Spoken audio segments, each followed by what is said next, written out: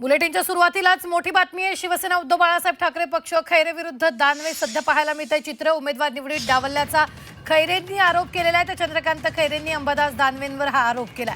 अंबादास दानवेंवर मनमानीचा आरोप केला गेला आहे। छत्रपती संभाजीनगरमध्ये शिवसेना उद्धव ठाकरे पक्षामध्येच अंबादास दानवे विरुद्ध चंद्रकांत खैरे या दोघांमधील संघर्ष उमेदवारीवरून उफाळून येण्याची शक्यता वर्तवली जाते।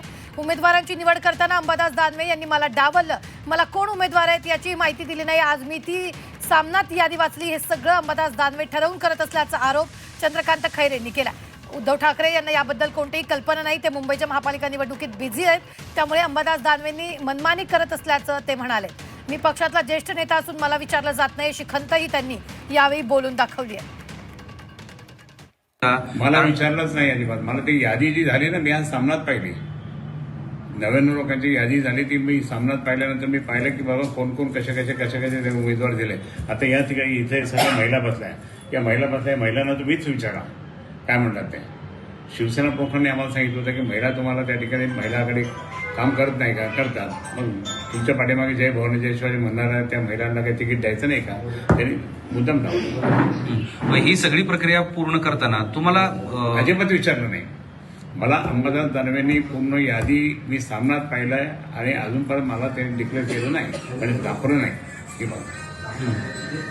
हा माझा अपमान आहे। मी वरिष्ठ आहे, त्यापैकी शिवसेना नेता आहे, माझा अपमान आहे। माझा असा अपमान करत असेल तर मी इतकं कष्ट करून त्या ठिकाणी टिकून एकनिष्ठ राहून मग मला हे फळ मिळतं का आता असं। तर या संदर्भात ताजे अपडेट देत आहेत आपले प्रतिनिधी विशाल। उमेदवारांची निवड करताना अंबादास दानवेंनी मला डावललंय, मला कोण उमेदवार आहेत याची माहिती नव्हती असं खैरेंनी म्हटलेलं आहे। काय नेमकं सुरू आहे? गेली काही वर्ष या दोघांमध्ये संघर्ष सुरू आहे आणि आता महापालिका निवडणुकीच्या तोंडावर पुन्हा एकदा हा संघर्ष उफाळून आल्याचं आपल्याला म्हणता येईल। अंबादास दानवे एकटे काम करतात, कुठल्याच नेत्याला पक्षात विचारत नाही, कुठल्याच कार्यकर्त्याला विचारत नाही। चंद्रकांत खैरे यांचं स्वतः म्हणणं आहे की मी पक्षाचा ज्येष्ठ नेता आहे आणि या सर्व परिस्थितीत जर मला विचारत नसेल तर माझा अपमान करत असेल तर मी करावं काय, अशी खंत त्यांनी व्यक्त केली। याबाबत उद्धव ठाकरे यांना काहीही माहिती नाही। उद्धव ठाकरे निवडणुकीमध्ये व्यस्त आहे आणि त्यामुळं अंबादास दानवे या संधीचा फायदा घेत आहेत असं खैरे यांचं नाही। खरं तर याआधी चंद्रकांत खैरे यांनी अंबादास दानवेवर अनेक वेळा आरोप केले होते। अंबादास दानवे एककल्ली सगळं करतात असा त्यांचा आरोप आहे आणि त्यामुळं पक्षात कुठेतरी नाराजी पसरत आहे। जी लोक पक्ष सोडून जात आहेत ती सुद्धा अंबादास दानवे यांच्याचमुळे सोडून जात आहे असाही आरोप केला आहे। इतकंच नाही तर रशीद मामू यांचं काही दिवसांपूर्वी यांना शिवसेनेत घेण्यात आलेलं होतं। अंबादास दानवे यांनी त्यांना शिवसेनेत घेतलं, ते दंगलीचे गुन्हेगार आहेत, मग त्यांना कशासाठी पक्षात घेतलं असं सगळं त्यांचं म्हणणं आहे आणि त्यामुळं आपण बघतोय की आता या दोघांमधला वाद उफाळून आलेला आहे आणि यात वादाची परिणती आता महापालिका निवडणुकांवर होऊ शकते। उद्धव ठाकरे गटाकडे 99 उमेदवार निवडणुकीत उभे केलेले आहे, त्यांचा प्रचार करायला छत्रपती संभाजीनगरमध्ये हे दोनच नेते आहेत। म्हटलं या दोनच नेत्यांमध्ये आता बिलकुल जुळत नाही आहे, त्यांचे सूर जुळत नाही आहे, एकमेकांवर आरोप प्रत्यारोप सुरू झाले।